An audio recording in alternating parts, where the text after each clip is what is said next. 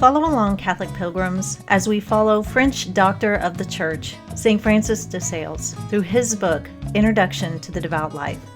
Tune in as we read through this practical guide for living out the Catholic faith well.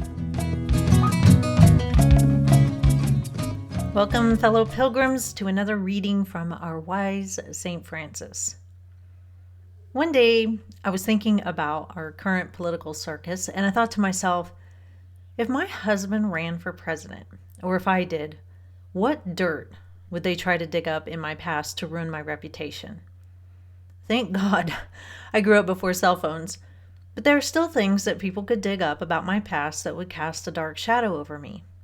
In our cancel culture today, people wickedly relish in digging up embarrassing and ugly things from people's past so that they can say, see, this person once said this, or look at this picture of them from when they were 15. Look how bad they were. Then the internet mob descends like a female black widow from her lair, ready to strike and kill her prey. Nobody checks to see if the person's changed. Nobody is forgiving in any capacity. Nobody asks any questions. It's just, we see this bad thing from long ago, and now we will destroy your reputation. It's horrible, and it's such a grave sin because it has quite literally ruined people's careers, families, their good name, their safety, etc. Today, St. Francis is going to talk to us about avoiding detraction, which is the sin of purposefully seeking to destroy someone's reputation with malicious intent. So let's turn to chapter 29 of the third part. Chapter 29, Detraction. Rash judgments lead to disquiet, contempt for others, pride and self-complacency, and 100 other evils, amongst which slander stands prominent, the very pest of society. Oh, for a live coal from off God's altar wherewith to touch the lips of men, that their iniquity might be taken away, and their sin purged, even as the seraphim purified the mouth of the prophet Isaiah. Whoever unjustly deprives his neighbor of his good name is guilty of sin, and is further bound to make reparation according to his slander. No man can enter heaven with another's goods, and of all worldly goods, none is equal to a good reputation. Slander is a kind of murder, for we have three lives: the spiritual life, which consists of the grace of God, the corporal life, which is in the soul, and the civil life, which consists of our reputations. Sin destroys the first, death the second, and slander the third. But the slanderer is guilty of a triple murder with his tongue.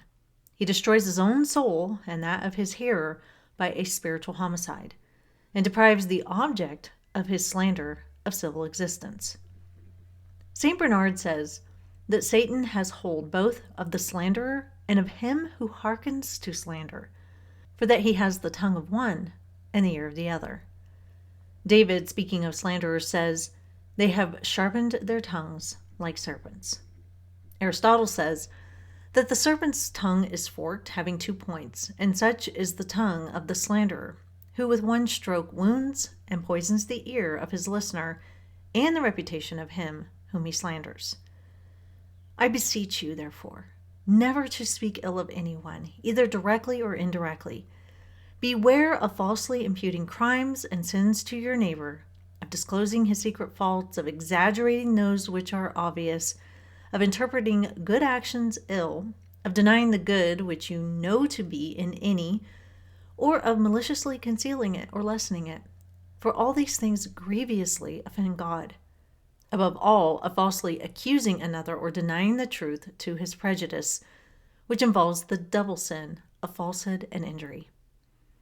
The most refined and venomous slanderers are those who pretend to mean well or craftily insinuate their poison by means of jest and banter.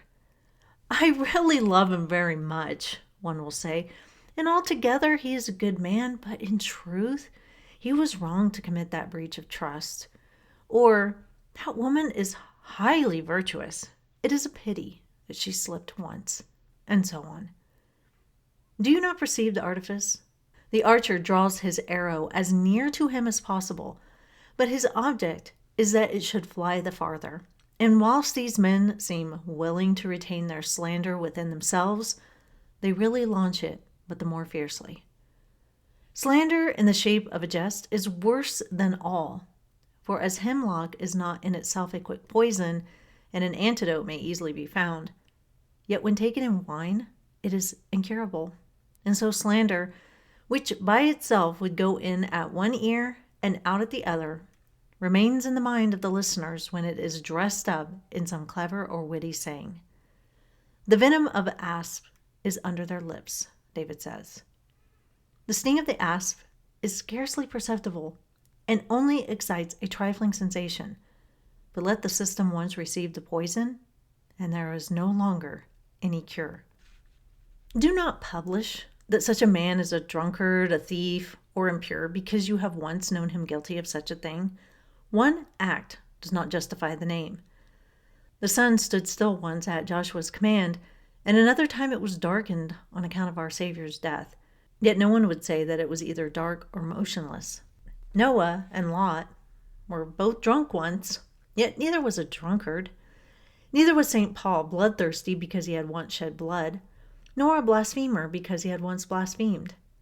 Before a man deserves the epithet of vicious, he must be advanced in or accustomed to vice. Therefore it is unfair to call a man passionate or a thief, because he has on some occasion been angry or dishonest. Even if a man has long been vicious, we run the risk of falsehood in calling him so. Simon the leper called Magdalene a sinner because she was formerly one, but he told a lie, for she was no longer a sinner but a holy penitent, and our Savior himself undertook her defense. The proud Pharisee esteemed the publican as a great sinner, as unjust, an adulterer, or extortioner. But he was strangely mistaken, for at that very time the publican was justified. Surely if God's goodness is so great that in one instant we can obtain pardon and grace, how can we tell that he who was a sinner yesterday is the same today?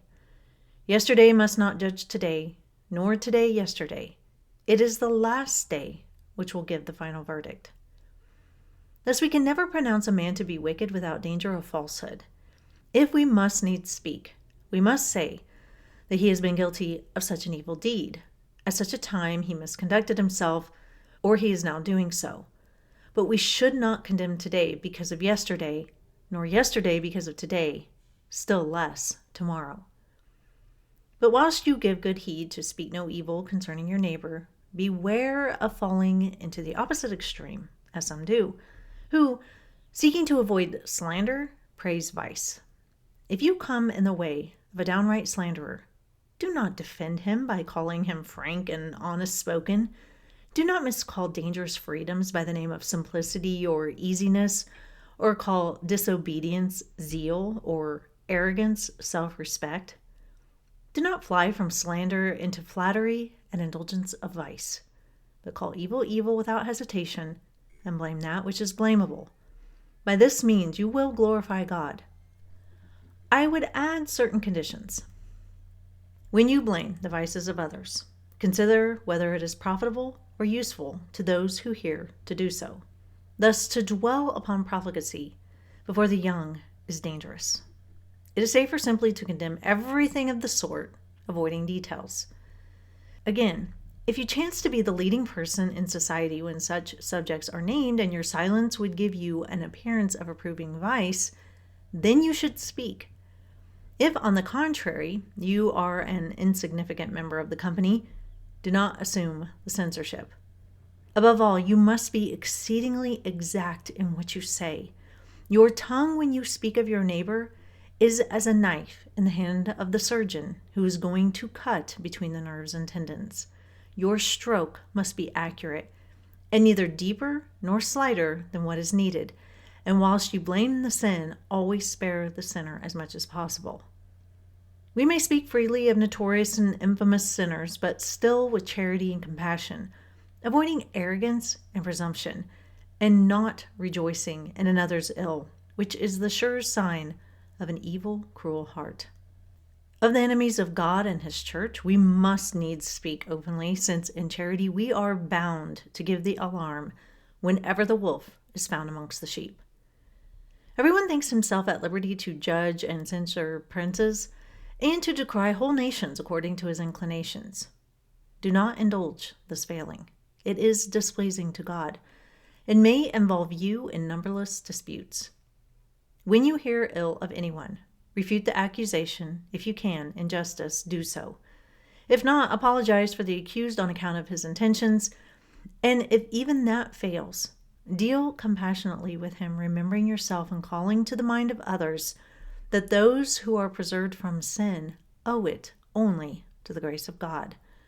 And thus gently check the conversation, and if you can, mention something else favorable to the accused. When I was a kid, I hated my handwriting. Other girls had such pretty handwriting, but mine has never been what I would call pretty. It's distinct, that's for sure. But one day I was whining to my mom about my handwriting being ugly, and she just very matter-of-factly said, "Well, fix it then."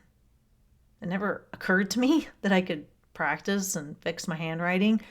But instead of taking her up on her offer, I said, "No, I can't fix it. It's just the way it is." And basically, I was just being lazy and I wanted to whine, but not seek a solution. One thing I hate about American politics is that if you even hint at a suggestion of maybe expecting more from our politicians, people will shut you down in a heartbeat. If you suggest that maybe we should expect professionalism or decency or integrity from our politicians, if you breathe a mention of maybe we shouldn't encourage all these political games, detraction being one of them, you will be swarmed, devoured, and told that you are a naive idiot. This is just how politics is, people say. And then they will go on to whine and complain about how our political system is an embarrassing circus show. But, just like with my mom suggesting a different approach, people aren't looking for solutions like I wasn't looking for a solution. They are looking for open forums to gripe and complain.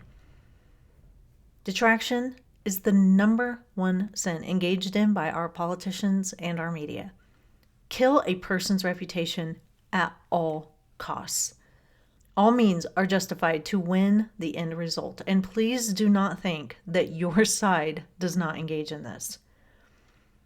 And we, the people, encourage it. We love it when our quote-unquote side sticks it to the quote-unquote enemy, and we will cry foul if they do it back to us. I've been accused many, many times of not jumping on political bandwagons in order to speak about some hot button topic immediately. I like to take my time, but people want me to believe the narrative about others without any thought on my part. No discernment whatsoever is allowed. I also, on my platform, have been called a racist, a homophobe, a transphobe, a privileged white woman, and on and on and on. None of the people that have called me these things are people that have followed me for any length of time. They just catch a glimpse of something I've written that they hate, and then they seek to slander me by calling me names that don't apply at all. They don't know me one bit. It is so important to remember this part of what St. Francis writes. Quote, "Slander is a kind of murder, for we have 3 lives: spiritual life, which consists of the grace of God; corporal life, which is in the soul; and the civil life, which consists of our reputations. Sin destroys the first, death the second, and slander the third. But the slanderer is guilty of a triple murder with his tongue. He destroys his own soul and that of his hearer by spiritual homicide, and deprives the object of his slander of civil existence." Unquote. If all we want to do is whine about our political climate, then nothing will ever change. If we actually want to fix it, it will take time. It will take patience. And we will have to start by not relishing in the slander of our enemies. It's one thing to point out bad policies, bad current behaviors, or even bad behaviors that have been consistent over time and haven't changed. St. Francis talks about that. But just calling names and trying to destroy people is unbecoming of us as Catholics. And if we want God to bless our country, like we always say, then we can't engage in grievous sins and expect Him to shower us with graces. People tell me all the time, this is just the way it is. But it only is because we allow it. That is all for today, Catholic Pilgrims. I'll see you back here in a few days, and until then, live the faith boldly and travel well.